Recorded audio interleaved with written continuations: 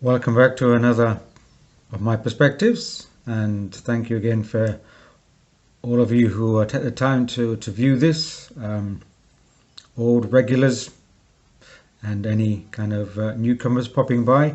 These are just a collection of my thoughts and things that pass my head, and as many of you well know, they're kind of unscripted, just updates really on my reflections and thoughts. And recently, I've been thinking, I've noticed, and I don't know if it's the same with any others, I think it is that I've been stepping back more from the events of the world and not only getting less entangled. I never was that entangled, but I would follow events quite closely. Part of my, I suppose, research work, my sociological curiosity, I do keep a track of events. But less and less I've been really dipping into that, and less concerned with them.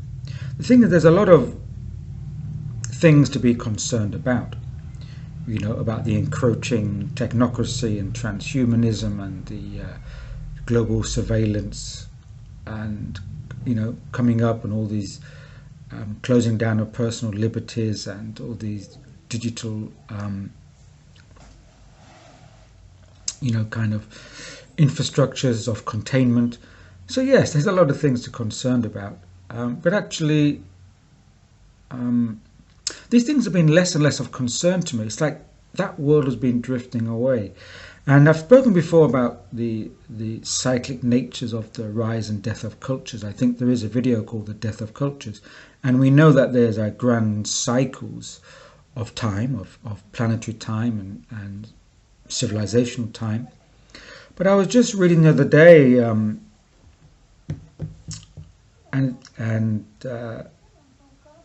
there was this idea that, rather looking at this in terms of the, like, the yuga cycles and these grand cycles, all these catastrophe cycles, we can see it in this kind of cyclic shift or polarity move between the sacred and the profane. Is that it's almost as if there are times when we are in greater proximity to aspects of the sacred, and aspects of the sacred have more meaning in our lives. And the times when we're further away from that and we lose that, we're lost, we're adrift. There are many kind of ancient stories about this. The king's son is one of them, about the king sends his son into a foreign land with the idea to always remember your family and to do your mission and come back to the family, and then the son loses all memory of that. He loses contact with his origin, his source. There's even cosmological hypotheses about how our solar system and our sun is part of a binary star system, and the further away we are in this orbit, the less energy or vital energies or cosmic energies we receive, and then we go into a dark age, and then as we go in the orbit closer to the binary star system, we get more energized and we have advancement and the golden age, in these yuga cycles. But I think it might be useful to take that idea but see it in terms of the nearness and the farness, or the further away from a kind of a contact with something sacred in life. So you could say there is the sacred and the profane on these two polarized, because material life is a experience of polarized manifestations. You could call it, of course, religious, spiritual, and the secular. You can call it the physical and the metaphysical. You can call it the integration and the disintegration. Something being integrated and whole, and something being splintered and separate. Like materialism, we are just separate individuals in a capitalist dog-eat-dog world, and we are just islands. We're not a united species, we're not a united human spirit. So integration, splintering, disintegration, the gathering, the concentration within oneself, the gathering of the human spirit, and the dispersion, everything just sent out. So these are all kind of analogies I think that we can look at, because it does seem that we are going to a time of, I've talked about hypermaterialism. We're in a hypermaterialist age, and it seems that any kind of transcendental impulse or metaphysical impulse is, pushed away from this time we're in. It's not able to, it's difficult to enter. There's a great, desacralization of these kind of sacred themes. A great hedonism is going on, and even just looking at some of the news coming out, which is very distressing. I think the documentary has just been released now, showing about how widespread human trafficking is, especially child trafficking, and the use of organ harvesting between children. I don't want to go there, but I think we know that it exists, and it's great. There's no other word for it. It's evil. There's great evil coming, in the world right now, and it's, to some degree, it's always been there, but it's never been there to the degree that it's organized and commercialized, and to a degree which is so artificially constructed. You could not do that without such malintent. I'm reminded of, there's a metaphysician philosopher from the 20th century called René Guénon, a philosopher in the perennial philosophy tradition. And, he talked about in his major work, The Reign of Quantity and the Sign of the Times, that where he says that, and this was published I think around 1945, so it's quite a while ago, about 70 years ago, but even so he was quite prescient to say that we're moving towards a time of a solidification of the world. That is, the vital energies that make the world such kind of a sacred, porous place where all the sacred energies and metaphysical energies can come in. It's been solidified, like contained. And I think this state of hypermaterialism actually displays that great solidification. And I don't mean, yes, we have digital technologies, we have, a great, our communications go beyond our preset notions of time and space. But I don't mean that. I mean this kind of energetic, vibrational solidification, whereby we're in a time of great intellect, great bureaucracy, control, power, centralization, all these heavy, denser elements. And René Guénon says that when you get to the peak of this, it starts to crack, like, the crack in the egg. And these infrapsychic forces start to enter. Demonic forces, in a way, he's trying to say, or highly anti-polarized forces come in. And that's signaling two things. One, it's signaling that we have reached a stage of great solidification, that that allows these cracks to occur. We've come into the end of this kind of, can't go much further. Like it becomes very brittle. The energy of the world, the frequency of the world is very brittle, and so you get these other elements coming in, these disruptive elements. So the greater we see these things, this evil, it's like, you have a boil somewhere and you pick the boil, all the pus comes out.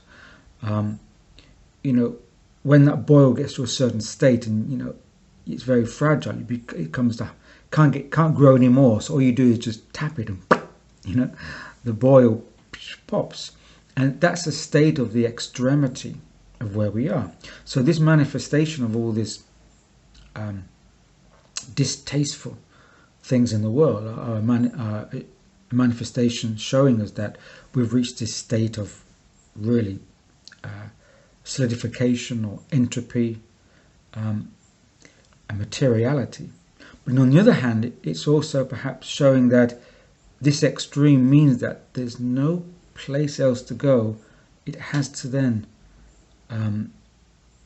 all this pus coming out is a way of also cleansing it, so there's ability to shift to the next stage, the next cycle, the next epoch, the next kind of phase. So it could be that actually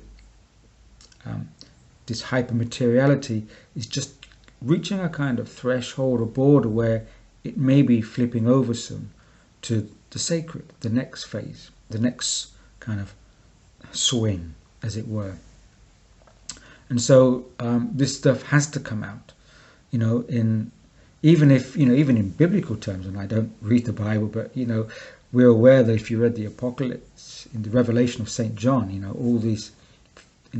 all this stuff is coming out. I read this 20 years ago. I think you get horned beasts and all these fanfares and all this, and the four horses of the apocalypse. All this coming out. It's like these infrapsychic forces are entering this last moment. So I think there's the danger there to get pulled into all this fanfare, all this. It's all ugly. Politics is ugly. Finances is ugly. Everything on the world stage, everything in our news, everything on the highly controlled, centralized media is ugly. There's no dignity in what we're being shown. We know that everything's a scam. Everything we're being told a lie about. The hell. Everything's been inverted. And I do talk about this in my upcoming book, The Inversion. It's not a plug, but just remind me of it. That, the health industry is really the illness industry. The circulation of finances is really the containment of debt. And the political institutions are platforms for lies and falsity. So everything is just kind of being corrupted. So there's no reason to go there anymore, because it gets us a bad taste in our mouth. People say, "Oh, you should support Ukraine against Russia." People say Russia's going in to defeat the evil West. But it's all part of the same ballpark. They're all benefiting from war in some way, whether it's power, whether and where does all the money flows go for the military? Will they get siphoned off and they get everything else? If you get pulled into the good and bad of this ugly playing field, even if you think you're supporting the good, you're still walking the same ugly playing field. So the only way is to get out of it. So I do feel that now it's a lot more discernible, this distinction between the profane and the sacred, the physical and the metaphysical. And the only refuge, I think, is a refuge in the sacred. I'm not talking about anything spiritual or religious. The sacred is the sublime, compassionate heart and spirit of the human being, which we all have to less or greater capacity, but we all have it there. And I feel it's, especially for me, that these times are very marked now, that the refuge is in the sacred, the metaphysical, the sublime. We don't have to do anything enlighteningly wonderful. We don't have to go out and do all these sublime acts of goodness. No, I think it's just a stepping back into a different energy. Because in the profane, the only thing that's going to come now through the profane is increased warfare, revolt, disobedience, violence, distastefulness. That's all that's going to come through now through the profane world. And we don't know it's not about timing. We don't know the timing, but there's an energy distinction. And I would say that the way forward for me, and this is why I'm talking from my perspective, is to align my energies with this frequency of the sacred, the metaphysical, the integration, the gathering, the dignity, the compassion, and be in that world, because both worlds exist in the same space and time as we know it, but it's a completely different world. And when you're in the sacred and you put your focus there and you put your attention there, not the attention deficit world of the profane, but put your attention onto those things which can be sacred for you, you don't attract the profane. You don't even notice it, even, really, unless you want to. It doesn't come into your domain. And I think that's the frequency of refuge. And only each individual can choose that and establish that, because it's an energetic state. And then that energetic state aligns your perceptions, your perspectives, your energy, and then that attunes you to perceiving a different world. Nothing new agey or profound, or I'm not going to write a book about it and try and get on the mind, body, spirit bestseller list, because that will never happen with my stuff. What I'm trying to say is just, I think, common sense.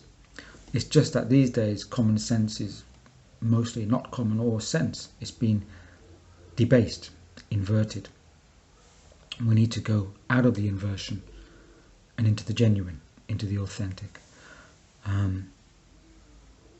So are we in times of good and evil, or left and right, conservative, Labour, Republican, Democratic?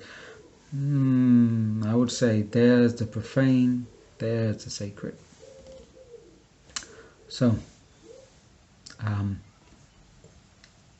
maybe that's how we can ground ourselves, because we choose to ground ourselves with the energies of the sacred.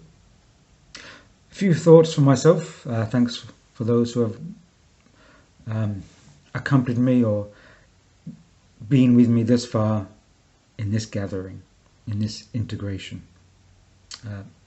Cheers. Stay sane as ever. Stay grounded.